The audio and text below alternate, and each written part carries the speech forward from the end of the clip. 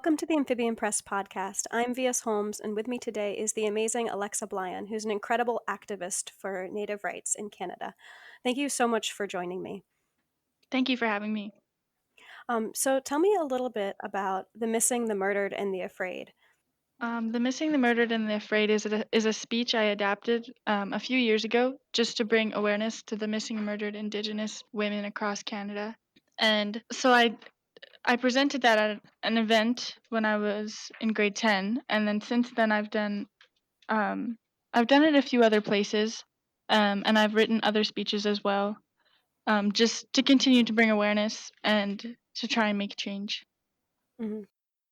Now, where was your inspiration? Because I mean, you're incredibly young for an activist, which is amazing, and I think we're seeing more and more of that, which is important too. Because I think young people, I mean, and I'm not very old either, but young people have so much more to say than I think a lot of people realize.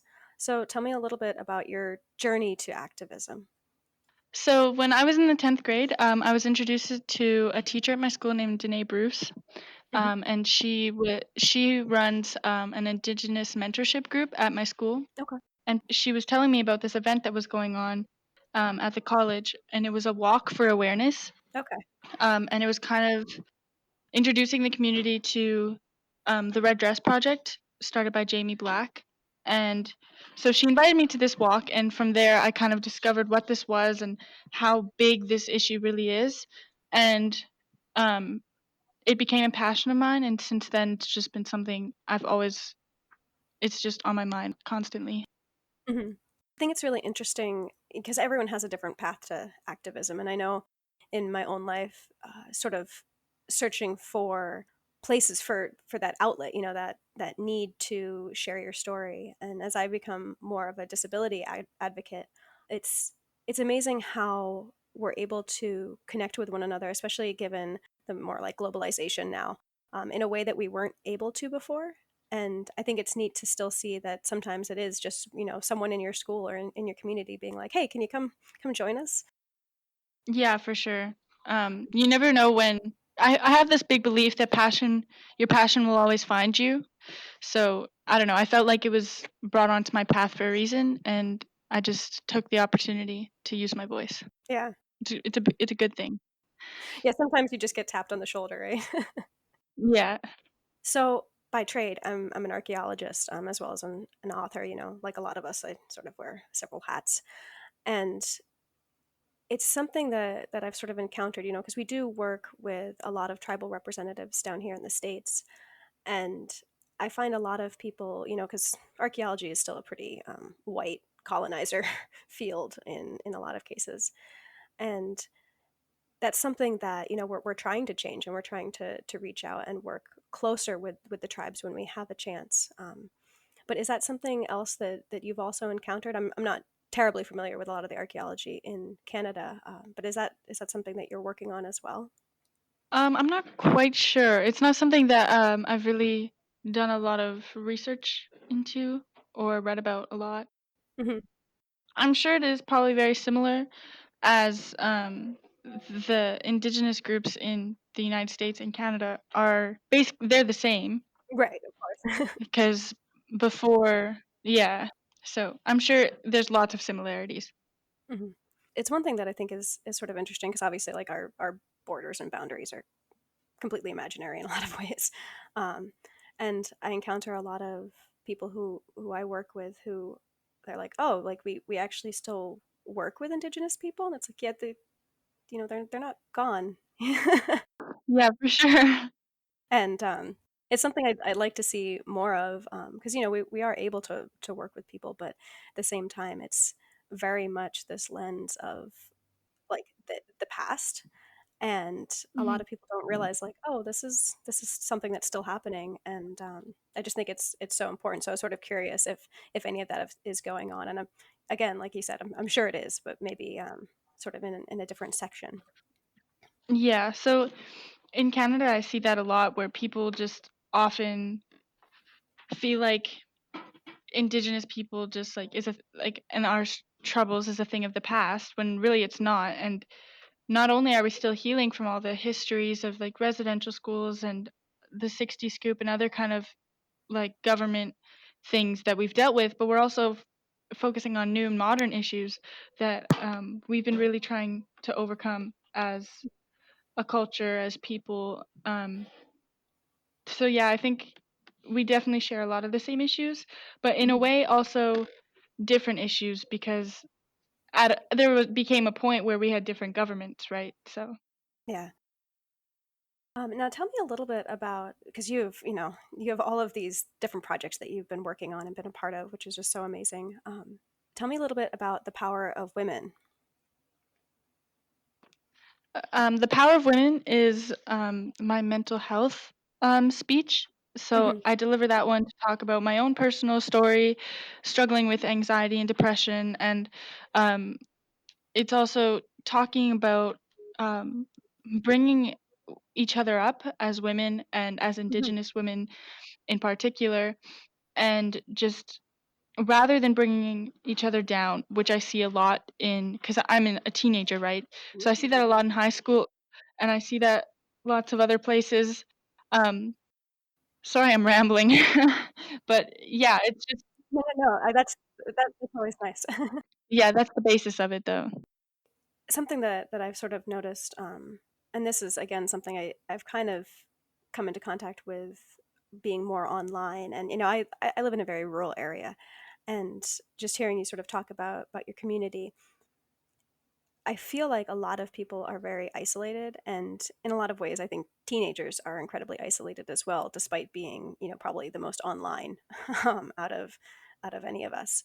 And is there a way that you've sort of been able to merge being a teenager in this more modern world and being online and all of that, and of course your activism work with your like deep sense of community? How are you able to merge those? Um, that's a good question. Honestly, I feel like it's a lot of balance, um, but it's something I still like. I don't do a lot of these kind of things in my school, whereas Mm. I bring it outside of my school and it becomes something I do like kind of as an extracurricular basically. So I can see where you're coming from. It is definitely a difficult thing, maybe even something that I haven't even myself really thought about. But Mhm. it's definitely something I can take awareness of. Yeah, for sure.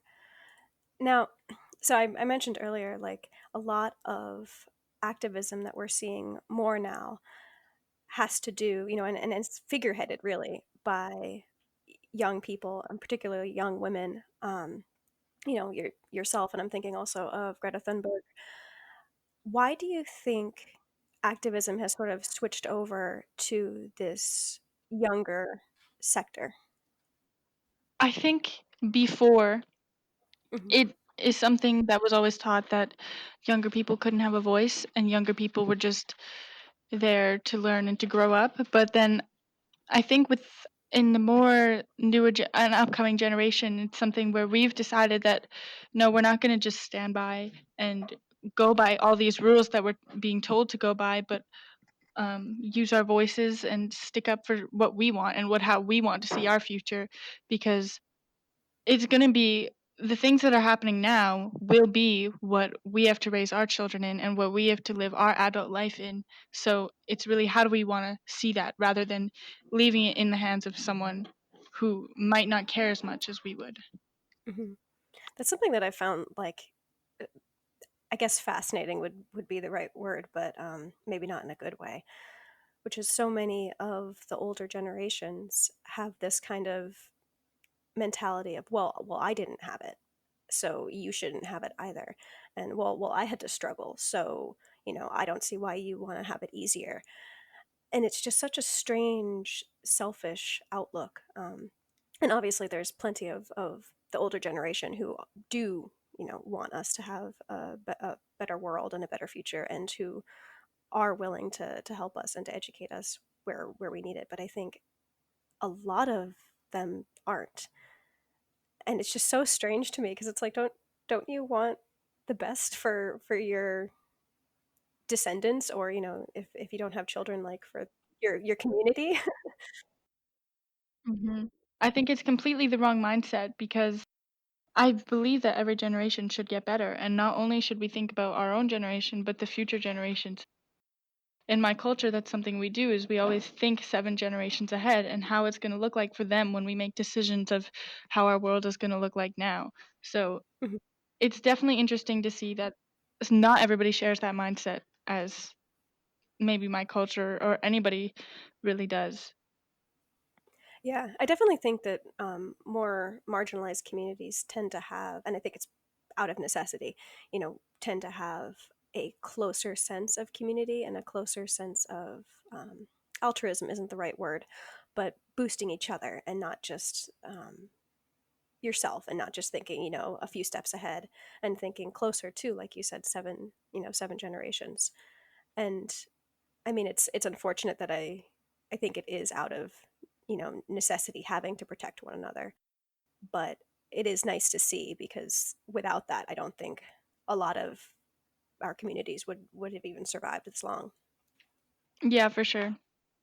So, you touched a little bit on your work with your own mental health, and I know a lot of Indigenous communities are really underserved when it comes to, I mean, just general healthcare, but also mental health. Talk to me a little bit about that.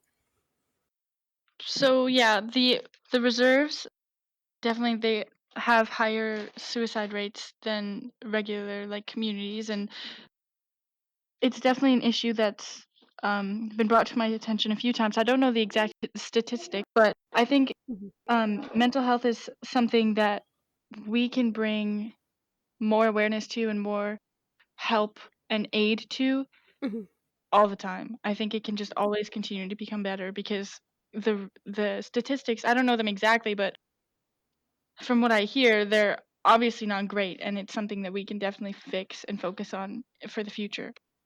mhm. I was just reading on, I think someone posted an article on maybe Twitter, but it was, in response to this whole like coronavirus thing going on. And they were discussing the Canadian government's response to, I believe it was SARS, was to send, instead of sending like healthcare kits and things like that to various reserves, they sent just body bags. And I was wondering if their response to like, some of the pandemic stuff that's been going on, has that been any better lately, or is that still, I mean, I'm sure there's room for improvement. I'm not too sure. I know our prime minister made an announcement this morning, but I haven't had a chance to read it. Um, Mhm. yeah, it's definitely been something I'm hearing a lot every like day. It just been a huge conversation among like everyone. But yeah, so our prime minister's wife actually just got di- diagnosed, or is that the right word? Yeah, yeah, I guess, I mean, like, tested positive, diagnosed, yeah.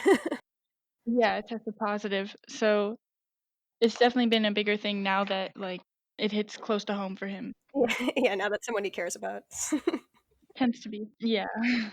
It's funny how that happens.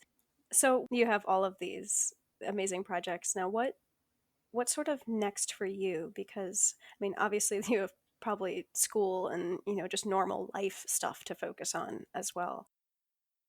But where do you see this year taking you? So in a few months here I'll be graduating. Oh, congratulations. That's exciting. Yeah, thank you. Yeah, it's definitely been stressful though. Mhm. But uh so then I'll be going off to college where I'll be starting 2 years university transfer before I enter into Mount Royal University in Calgary to finish my bachelor's of midwifery, Oh, cool. as well as minoring in some political science stuff. Mhm. Now, do you think that you're going to continue your activism on sort of a much larger global scale, or are you going to return to your community and kind of do um, on the ground, as it were, work? I think I've been trying to do both now, so I think that's something I'll always do is yeah, I think it's just something that is always going to be a part of my life, doing both helping my community but also trying to make a change for the country as well Mhm. because I think both are very important. Yeah, yes, that's very true. I had a conversation with a coworker who is, very very concerned guy. He's always, you know, trying to be an activist and be a good ally, but sometimes doesn't always, you know, think about what's going on. And he was saying that really, like, global activism is the most important. And I could see where he was coming from, because, you know, a lot of stuff needs these huge sweeping things to really change.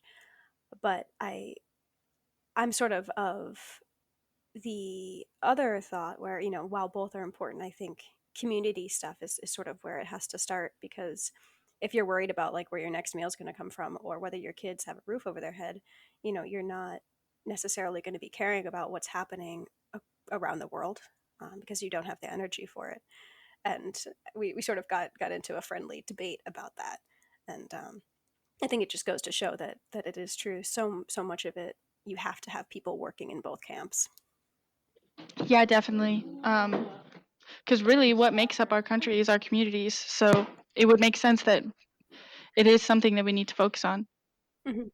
So tell me a little bit about, because we again we touched on it, but you have the battle with your mind, and then the power of women, and both of them deal a little bit with mental health. But the power of women also deals with missing Indigenous women. Is that correct?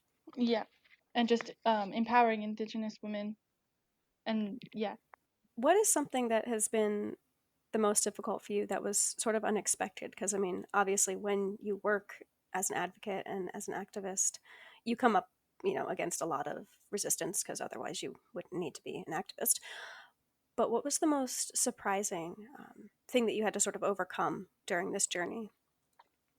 I think so. For the most part, it's been pretty good in regards to people like being quite like listening and appreciating the words that I have to say, because reconciliation is a thing that's very focused on in Canada at the moment. But recently, I did a piece and it talked about intergenerational trauma. I found that one was Oh, yeah. hard because maybe it was just the audience, but they had like just everyone was Mhm. running around in the background, no one was really paying attention. So I think sometimes that would be the most difficult part, because even if there are people out in the audience sometimes who you know are listening, when it feels like no one is, then you get too hard on yourself and it becomes very, very hard. Mhm.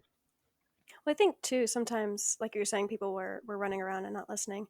I think sometimes outright, I wouldn't say hatred, but outright confusion or misunderstanding is easier to deal with than, like, disregard or apathy, because at least you have something to work with. You know, you have a starting point, right? Yeah, sometimes it's just you feel disrespected even if they're not meaning to disrespect you. But my mom was telling me Mhm.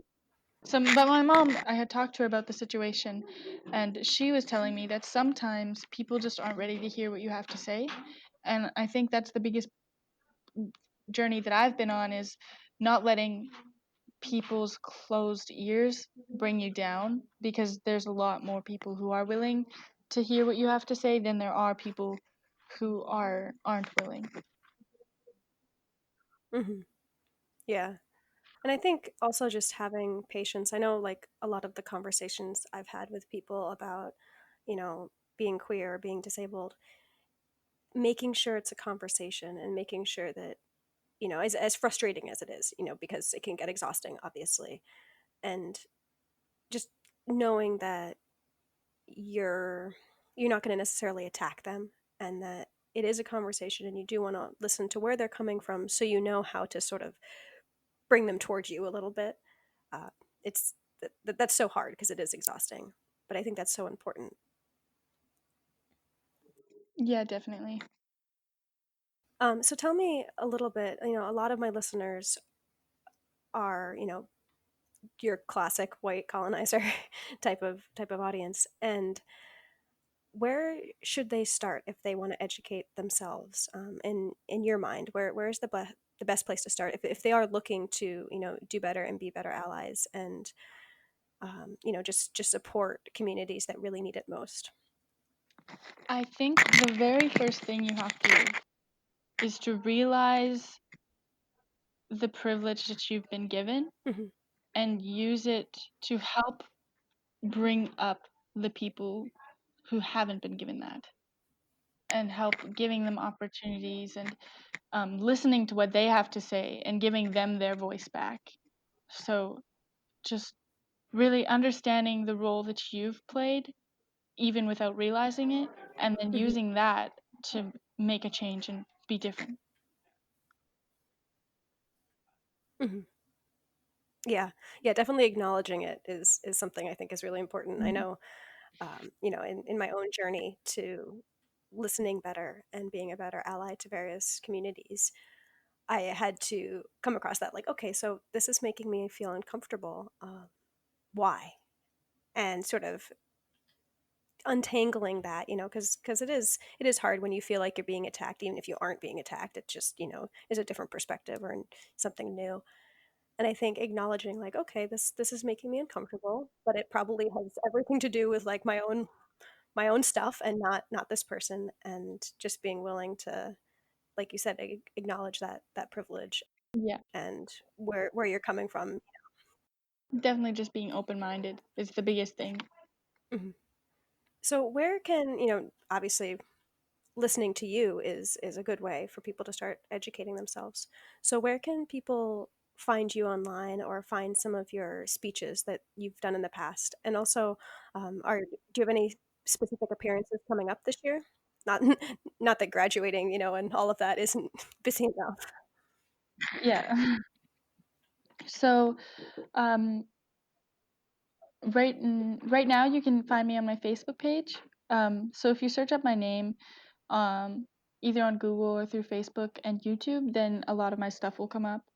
Um, And I'll be speaking at the When Worlds Collide conference in Calgary, and that'll be in August, I believe, as well as the provincial gathering for missing and murdered Indigenous women, which we don't know the date for that one at the Right. moment because Alberta Health has kind of put it on hold for for now.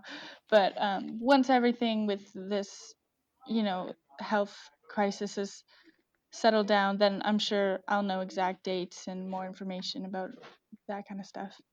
Mm. And I'm sure too, if people just do a Google search, they can find ways to get updated on that stuff as well. Yeah, I update my Facebook with everything that I'm doing, so Oh, fantastic. So yeah, go give that a like, and we'll get updates through you. Awesome. If do you have anything else that you want to share, or not really specifically. Just thank you for listening to me today. I know I can be quite a rambler, so well, that's what I love. Like, all of my best interviews are when people start to ramble, because I feel like some more of their, like, inner stuff comes out, and you can ask them, yeah. more interesting conversation kind of stuff. Yeah, that's very true. Well, thank you so much for taking time out of your very busy schedule to talk to me, and just help educate my audience a little bit more. Thank you for having me. I appreciate it a lot. Yeah, no problem. This has been the Amphibian Press podcast. I'm V.S. Holmes, and with me today was the amazing activist Alexa Blyan. Thank you so much for listening.